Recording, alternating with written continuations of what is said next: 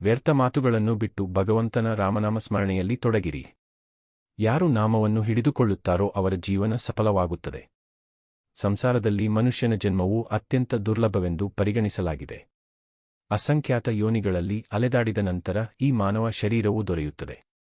ಆದರೆ ದೌರ್ಭಾಗ್ಯದ ಸಂಗತಿಯೇನೆಂದರೆ ಬಹುತೇಕ ಜನರು ಈ ಅಮೂಲ್ಯವಾದ ಜೀವನವನ್ನು ಕೇವಲ ತಿನ್ನಲು, ಕುಡಿಯಲು, ಹಣ ಗಳಿಸಲು, ವಿವಾದ ಮಾಡಲು, ಇತರರನ್ನು ನಿಂದಿಸಲು ಮತ್ತು ಕ್ಷಣಿಕ ಸುಖಗಳ ಬೆನ್ನತ್ತಲು ವ್ಯರ್ಥ ಮಾಡುತ್ತಾರೆ. ಜೀವನದ ನೈಜ ಉದ್ದೇಶವೇನು ಎಂಬುದನ್ನು ತಿಳಿಯಲು ಪ್ರಯತ್ನಿಸುವವರು ಬಹಳ ಕಡಿಮೆ ಜನ. ಎಲ್ಲಿಯವರೆಗೆ ಮನುಷ್ಯನು ತನ್ನ ಜೀವನದ ನಿಜವಾದ ಗುರಿಯನ್ನು ಗುರುತಿಸುವುದಿಲ್ಲವೋ ಅಲ್ಲಿಯವರೆಗೆ ಅವನಿಗೆ ಶಾಶ್ವತ ಶಾಂತಿಯಾಗಲಿ ಅಥವಾ ನೈಜ ಆನಂದವಾಗಲಿ ಸಿಗುವುದಿಲ್ಲ. ಇಂದಿನ ಮನುಷ್ಯನು ಹೊರಗಿನಿಂದ ಎಷ್ಟು ಅಭಿವೃದ್ಧಿ ಹೊಂದಿದಂತೆ ಕಾಣುತ್ತಾನೋ ಒಳಗಿನಿಂದ ಅಷ್ಟೇ ಅಶಾಂತ ಮತ್ತು ಚಡಪಡಿಕೆಯಿಂದ ಇದ್ದಾನೆ. ಅವನ ಬಳಿ ಸಾಧನಗಳಿವೆ, ಸೌಲಭ್ಯಗಳಿವೆ, ಹಣವಿದೆ, ಪ್ರತಿಷ್ಠೆಯಿದೆ, ಆದರೂ ಅವನ ಹೃದಯದಲ್ಲಿ ತೃಪ್ತಿಯಿಲ್ಲ. ಇದಕ್ಕೆ ಕಾರಣವೇನೆಂದರೆ ನೈಜ ಸುಖ ಮತ್ತು ಶಾಂತಿ ದೊರೆಯುವ ಆ ಪರಮ ಮೂಲವನ್ನೇ ಅವನು ಮರೆತುಬಿಟ್ಟಿದ್ದಾನೆ. ಆ ಪರಮ ಮೂಲವೇ ಭಗವಂತನ ನಾಮ. ವಿಶೇಷವಾಗಿ ಕಲಿಯುಗದಲ್ಲಿ ಭಗವಂತನ ನಾಮವೇ ಅತ್ಯಂತ ಸರಳ, ಅತ್ಯಂತ ಸಹಜ ಮತ್ತು ಅತ್ಯಂತ ಪ್ರಭಾವಶಾಲಿ ಸಾಧನವೆಂದು ಹೇಳಲಾಗಿದೆ. ಶಾಸ್ತ್ರಗಳಲ್ಲಿ ಹೇಳಲಾಗಿದೆ ಎಂದರೆ ಕಲಿಯುಗದಲ್ಲಿ ಕಠಿಣ ತಪಸ್ಸಿನ ಅಗತ್ಯವಿಲ್ಲ, ದೊಡ್ಡ ದೊಡ್ಡ ಯಜ್ಞಗಳಾಗಲಿ ಅಥವಾ ಕಾಡುಗಳಿಗೆ ಹೋಗಿ ಸಾಧನೆ ಮಾಡುವ ಅಗತ್ಯವಾಗಲಿ ಇಲ್ಲ. ಕೇವಲ ಭಗವಂತನ ನಾಮಸ್ಮರಣೆ ಮತ್ತು ಜಪವೇ ಮನುಷ್ಯನನ್ನು ಭವಸಾಗರದಿಂದ ದಾಟಿಸಲು ಸಾಕಾಗುತ್ತದೆ. ರಾಮನಾಮವು ಕೇವಲ ಒಂದು ಶಬ್ದವಲ್ಲ, ಅದು ಸ್ವಯಂ ಭಗವಂತನ ಸ್ವರೂಪವಾಗಿದೆ. ನಾಮ ಮತ್ತು ನಾಮಿ, ಹೆಸರು ಮತ್ತು ಹೆಸರಿನ ಒಡೆಯ ನಡುವೆ ಯಾವುದೇ ಭೇದವಿಲ್ಲ ಎಂದು ಸಂತರು ಹೇಳಿದ್ದಾರೆ. ಅಗ್ನಿ ಎಂದು ಕೇವಲ ಹೆಸರಿಸುವುದರಿಂದ ಕೈ ಸುಡುವುದಿಲ್ಲ, ಆದರೆ ಭಗವಂತನ ನಾಮವು ಎಷ್ಟು ಅದ್ಭುತವೆಂದರೆ ಅದನ್ನು ಕೇವಲ ಸ್ಮರಿಸುವುದರಿಂದಲೇ ಮನುಷ್ಯನ ಒಳಗಡೆ ಪರಿವರ್ತನೆ ಬರಲಾರಂಭಿಸುತ್ತದೆ. ಮನುಷ್ಯನ ಪಾಪಗಳನ್ನು ನಾಶಪಡಿಸಬಲ್ಲ ಅಂತಹ ಶಕ್ತಿಯಿದೆ. ಅದು ಅವನ ಮನಸ್ಸನ್ನು ಶುದ್ಧೀಕರಿಸಬಲ್ಲುದು ಮತ್ತು ಅವನ ಜೀವನವನ್ನು ದಿವ್ಯವಾಗಿಸಬಲ್ಲುದು. ಸಂಸಾರದಲ್ಲಿ ಜನರು ಚಿಕ್ಕಪುಟ್ಟ ವಿಷಯಗಳ ಬಗ್ಗೆ ಗಂಟೆಗಟ್ಟಲೆ ಚರ್ಚಿಸುವುದನ್ನು ನಾವು ನೋಡುತ್ತೇವೆ. ಯಾರೋ ರಾಜಕೀಯದ ಮಾತುಗಳನ್ನಾಡುತ್ತಾರೆ, ಯಾರೋ ಇತರರ ಬಗ್ಗೆ ಕೆಟ್ಟದಾಗಿ ಮಾತನಾಡುತ್ತಾರೆ, ಇನ್ಯಾರೋ ನಿರರ್ಥಕ ಮನೋರಂಜನೆಯಲ್ಲಿ ತಮ್ಮ ಸಮಯವನ್ನು ಕಳೆಯುತ್ತಾರೆ. ದಿನಗಳು ಉರುಳುತ್ತವೆ, ತಿಂಗಳುಗಳು ಕಳೆಯುತ್ತವೆ, ವರ್ಷಗಳೇ ಕಳೆದು ಹೋಗುತ್ತವೆ. ಆದರೆ ಭಗವಂತನನ್ನು ಸ್ಮರಿಸಲು ಮಾತ್ರ ಸಮಯ ಸಿಗುವುದಿಲ್ಲ. ಮನುಷ್ಯನು ಒಂದು ದಿನ ಈ ದೇಹವು ಅಂತ್ಯಗೊಳ್ಳುತ್ತದೆ ಎಂಬುದನ್ನು ಮರೆತುಬಿಡುತ್ತಾನೆ. ಅವನು ಒಟ್ಟುಗೂಡಿಸಿದ ಹಣ, ಅವನು ಬೆಳೆಸಿದ ಸಂಬಂಧಗಳು, ಅವನು ಪಡೆದ ಪದವಿ ಮತ್ತು ಪ್ರತಿಷ್ಠೆಗಳು ಇವೆಲ್ಲವೂ ಇಲ್ಲೇ ಉಳಿದು ಬಿಡುತ್ತವೆ. ಅವನ ಜೊತೆಗೆ ಕೇವಲ ಅವನ ಕರ್ಮಗಳು ಮತ್ತು ಭಗವಂತನ ನಾಮ ಮಾತ್ರ ಬರುತ್ತದೆ. ವ್ಯರ್ಥ ಮಾತುಗಳಲ್ಲಿ ಸಮಯವನ್ನು ಹಾಳು ಮಾಡಬೇಡಿ ಎಂದು ಸಂತರು ಪದೇ ಪದೇ ತಿಳಿ ಹೇಳಿದ್ದಾರೆ. ಈ ಜೀವನವು ತುಂಬಾ ಚಿಕ್ಕದಾಗಿದೆ. ಮೃತ್ಯು ಯಾವಾಗ ಬರುತ್ತದೆ ಎಂದು ಯಾರಿಗೂ ತಿಳಿಯದು.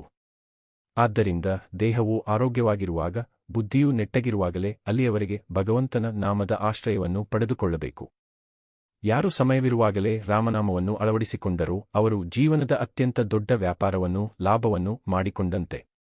ಯಾರು ರಾಮನಾಮವನ್ನು ಬಿಟ್ಟು ಸಂಸಾರದ ವಸ್ತುಗಳನ್ನು ಹಿಡಿದುಕೊಂಡರೋ ಅವರು ಕೊನೆಯಲ್ಲಿ ಬರಿಗೆಯಾಗಿ ಉಳಿದರು. ರಾಮನಾಮವನ್ನು ಜಪಿಸುವ ವ್ಯಕ್ತಿಯು ನಿಧಾನವಾಗಿ ಒಳಗಿನಿಂದ ಬದಲಾಗತೊಡಗುತ್ತಾನೆ. ಅವನ ಮನಸ್ಸು ಶಾಂತವಾಗತೊಡಗುತ್ತದೆ. ಕ್ರೋಧವು ಕಡಿಮೆಯಾಗತೊಡಗುತ್ತದೆ. ಈರ್ಷ್ಯೆ ಮತ್ತು ದ್ವೇಷಗಳು ದೂರವಾಗತೊಡಗುತ್ತವೆ. ಅವನೊಳಗೆ ಕರುಣೆ, ಪ್ರೇಮ ಮತ್ತು ವಿನಮ್ರತೆ ಬೆಳೆಯಲಾರಂಭಿಸುತ್ತದೆ. ಅವನು ಯಾವುದೇ ಪರಿಸ್ಥಿತಿ ಬಂದರೂ ಧೃತಿಗೆಡುವುದಿಲ್ಲ, ಏಕೆಂದರೆ ಅವನಿಗೆ ಭಗವಂತನ ಮೇಲೆ ನಂಬಿಕೆಯಿರುತ್ತದೆ.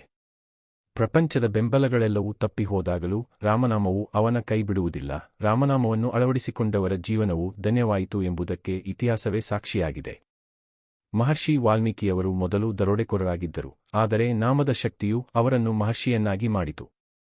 ಗೋಸ್ವಾಮಿ ತುಳಸಿದಾಸರು ರಾಮನಾಮದ ಮಹಿಮೆಯನ್ನು ಕೊಂಡಾಡುತ್ತಾ ಜಗತ್ತಿಗೆ ಅಮೂಲ್ಯವಾದ ಗ್ರಂಥಗಳನ್ನು ನೀಡಿದರು. ಅನೇಕ ಸಂತರು ಕೇವಲ ರಾಮನಾಮದ ಬಲದಿಂದಲೇ ಈಶ್ವರ ಸಾಕ್ಷಾತ್ಕಾರವನ್ನು ಪಡೆದರು ಮತ್ತು ಅಸಂಖ್ಯಾತ ಜನರ ಕಲ್ಯಾಣವನ್ನು ಮಾಡಿದರು. ರಾಮನಾಮವು ಯಾರೂ ಕದಿಯಲಾಗದ ಅಂತಹ ನಿಧಿಯಾಗಿದೆ. ಇದು ಎಷ್ಟು ಖರ್ಚು ಮಾಡಿದರೂ ಕಡಿಮೆಯಾಗದ, ಬದಲಿಗೆ ಹೆಚ್ಚಾಗುವಂತಹ ಧನವಾಗಿದೆ. ಸಂಸಾರದ ಸಂಪತ್ತು ಇಂದು ಇರಬಹುದು, ನಾಳೆ ಇಲ್ಲದಿರಬಹುದು. ಆದರೆ ರಾಮನಾಮವೆಂಬ ಧನವು ಜನ್ಮಜನ್ಮಾಂತರದವರೆಗೂ ಜೊತೆಯಾಗಿ ಬರುತ್ತದೆ. ಆದ್ದರಿಂದ ಈ ಅಮೂಲ್ಯವಾದ ಸಂಪತ್ತನ್ನು ಯಾರು ಒಟ್ಟುಗೂಡಿಸುತ್ತಾರೋ ಅವರೇ ಬುದ್ಧಿವಂತರು. ನಮ್ಮ ಬಳಿ ಸಮಯವಿಲ್ಲ ಎಂದು ಅನೇಕ ಜನರು ಹೇಳುತ್ತಾರೆ. ಆದರೆ ಪ್ರಾಮಾಣಿಕವಾಗಿ ನೋಡಿದರೆ ಇಲ್ಲಿ ಸಮಯದ ಕೊರತೆಯಿಲ್ಲ, ಆದ್ಯತೆಯ ಕೊರತೆಯಿದೆ. ಮನುಷ್ಯನು ಗಂಟೆಗಟ್ಟಲೆ ಮೊಬೈಲ್ ಬಳಸಬಹುದು, ಗಂಟೆಗಟ್ಟಲೆ ಟಿವಿ ನೋಡಬಹುದು, ಗಂಟೆಗಟ್ಟಲೆ ವ್ಯರ್ಥ ಚರ್ಚೆಗಳಲ್ಲಿ ತೊಡಗಿರಬಹುದು. ಆದರೆ ಭಗವಂತನ ನಾಮಸ್ಮರಣೆಗೆ ಕೆಲವು ನಿಮಿಷಗಳು ಸಹ ಕಷ್ಟವೆನಿಸುತ್ತವೆ. ಇದೇ ಎಲ್ಲಕ್ಕಿಂತ ದೊಡ್ಡ ತಪ್ಪು. ನಿಜವಾದ ಲಾಭ ಯಾವುದರಲ್ಲಿದೆ ಎಂಬುದನ್ನು ಮನುಷ್ಯನು ಎಂದು ಅರ್ಥಮಾಡಿಕೊಳ್ಳುತ್ತಾನೋ ಅಂದಿನಿಂದಲೇ ಅವನ ಜೀವನವು ಬದಲಾಗಲು ಪ್ರಾರಂಭವಾಗುತ್ತದೆ. ರಾಮನಾಮವನ್ನು ಜಪಿಸಲು ಯಾವುದೇ ವಿಶೇಷ ಸ್ಥಳ, ಸಮಯ ಅಥವಾ ಪರಿಸ್ಥಿತಿಯ ಅಗತ್ಯವಿಲ್ಲ. ನಡೆಯುತ್ತಾ ಸಾಗುತ್ತಾ, ಏಳುತ್ತಾ ಕೂಡುತ್ತಾ, ಕೆಲಸ ಮಾಡುತ್ತಾ, ಪ್ರಯಾಣ ಮಾಡುತ್ತಾ ಯಾವಾಗ ಬೇಕಾದರೂ ರಾಮನಾಮವನ್ನು ಸ್ಮರಿಸಬಹುದು. ನಿಧಾನವಾಗಿ ಈ ನಾಮವು ಜೀವನದ ಒಂದು ಭಾಗವಾಗಿ ಬಿಡುತ್ತದೆ. ನಂತರ ಮನುಷ್ಯನ ಮನಸ್ಸು ಪದೇ ಪದೇ ಭಗವಂತನ ಕಡೆಗೆ ಆಕರ್ಷಿತವಾಗತೊಡಗುತ್ತದೆ ಮತ್ತು ಅವನಿಗೆ ಸಂಸಾರದ ವ್ಯರ್ಥ ಮಾತುಗಳು ಸಪ್ಪೆಯಾಗಿ, ನೀರಸವಾಗಿ ಕಾಣತೊಡಗುತ್ತವೆ. ಮನುಷ್ಯನ ಹೃದಯದಲ್ಲಿ ರಾಮನಾಮವು ನೆಲೆಸಿದಾಗ ಅವನ ಜೀವನದ ದಿಕ್ಕೇ ಬದಲಾಗುತ್ತದೆ. ಅವನು ಕೇವಲ ತನಗಾಗಿ ಬದುಕುವುದಿಲ್ಲ, ಬದಲಿಗೆ ಇತರರ ಕಲ್ಯಾಣದ ಬಗ್ಗೆಯೂ ಯೋಚಿಸುತ್ತಾನೆ. ಅವನೊಳಗೆ ಸೇವೆಯ ಭಾವನೆ ಜಾಗೃತವಾಗುತ್ತದೆ. ಅವನು ಪ್ರತಿಯೊಂದು ಪರಿಸ್ಥಿತಿಯಲ್ಲೂ ಭಗವಂತನ ಕೃಪೆಯನ್ನು ಕಾಣುವುದನ್ನು ಕಲಿಯುತ್ತಾನೆ.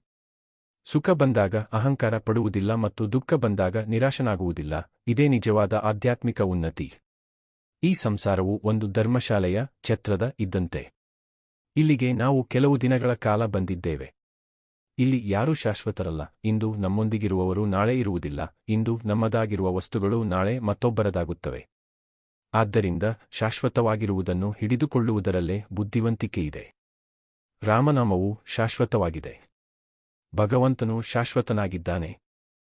ಅವರ ಸ್ಮರಣೆಯು ಶಾಶ್ವತ ಫಲವನ್ನು ನೀಡುವಂತಹುದಾಗಿದೆ. ಆದ್ದರಿಂದ ವ್ಯರ್ಥ ಮಾತುಗಳನ್ನು ಬಿಡಿ. ಇತರರ ನಿಂದನೆಯನ್ನು ಬಿಡಿ. ಸುಳ್ಳು ಅಭಿಮಾನವನ್ನು, ಅಹಂಕಾರವನ್ನು ಬಿಡಿ. ಸಂಸಾರದ ಅನಗತ್ಯ ಚಿಂತೆಗಳನ್ನು ಬಿಡಿ. ನಿಮ್ಮ ಜೀವನದ ಅಮೂಲ್ಯವಾದ ಕ್ಷಣಗಳನ್ನು ಭಗವಂತನ ರಾಮನಾಮದಲ್ಲಿ ತೊಡಗಿಸಿ. ಯಾರು ರಾಮನಾಮವನ್ನು ಹಿಡಿದುಕೊಂಡರೋ ಅವರ ಜೀವನವು ಸಫಲವಾಯಿತು. ಯಾರು ರಾಮನಾಮವನ್ನು ತನ್ನ ಆಸರೆಯನ್ನಾಗಿ ಮಾಡಿಕೊಂಡರೋ ಅವರಿಗೆ ಬೇರೆ ಯಾವುದೇ ಆಸರೆಯ ಅಗತ್ಯವಿರುವುದಿಲ್ಲ. ಯಾರು ರಾಮನಾಮದ ರಸವನ್ನು ಸವಿದರೋ ಅವರಿಗೆ ಸಂಸಾರದ ಭೋಗಗಳು ನೀರಸವಾಗಿ ತೋರತೊಡಗಿದವು ಮತ್ತು ಯಾರು ಕೊನೆಯ ಸಮಯದಲ್ಲಿಯೂ ರಾಮನಾಮವನ್ನು ಸ್ಮರಿಸಿದರೋ ಅವರ ಕಲ್ಯಾಣವು ನಿಶ್ಚಿತವಾಯಿತು. ಇಂದಿನಿಂದಲೇ ಸಂಕಲ್ಪ ಮಾಡಿ, ಪರಿಸ್ಥಿತಿಗಳು ಎಷ್ಟೇ ಕಠಿಣವಾಗಿರಲಿ, ಜೀವನದಲ್ಲಿ ಎಷ್ಟೇ ಕಾರ್ಯನಿರತರಾಗಿದ್ದರೂ, ಬ್ಯುಸಿಯಾಗಿದ್ದರೂ ಭಗವಂತನ ನಾಮವನ್ನು ಮಾತ್ರ ಬಿಡುವುದಿಲ್ಲ ಎಂದು. ಪ್ರತಿದಿನ ಸ್ವಲ್ಪ ಸಮಯವನ್ನು ರಾಮನಾಮಕ್ಕಾಗಿ ಮೀಸಲಿಡಬೇಕು. ನಿಧಾನವಾಗಿ ಇದೇ ನಾಮವು ನಿಮ್ಮ ಜೀವನದ ಬೆಳಕಾಗುತ್ತದೆ. ಇದೇ ನಾಮವು ನಿಮ್ಮ ಮನಸ್ಸಿನ ಶಾಂತಿಯಾಗುತ್ತದೆ. ಇದೇ ನಾಮವು ನಿಮ್ಮ ಶಕ್ತಿಯಾಗುತ್ತದೆ ಮತ್ತು ಕೊನೆಗೆ ಇದೇ ನಾಮವು ನಿಮ್ಮನ್ನು ಭಗವಂತನ ಚರಣಗಳವರೆಗೆ ತಲುಪಿಸುತ್ತದೆ. ಇದೇ ಸಂತರ ಸಂದೇಶವಾಗಿದೆ.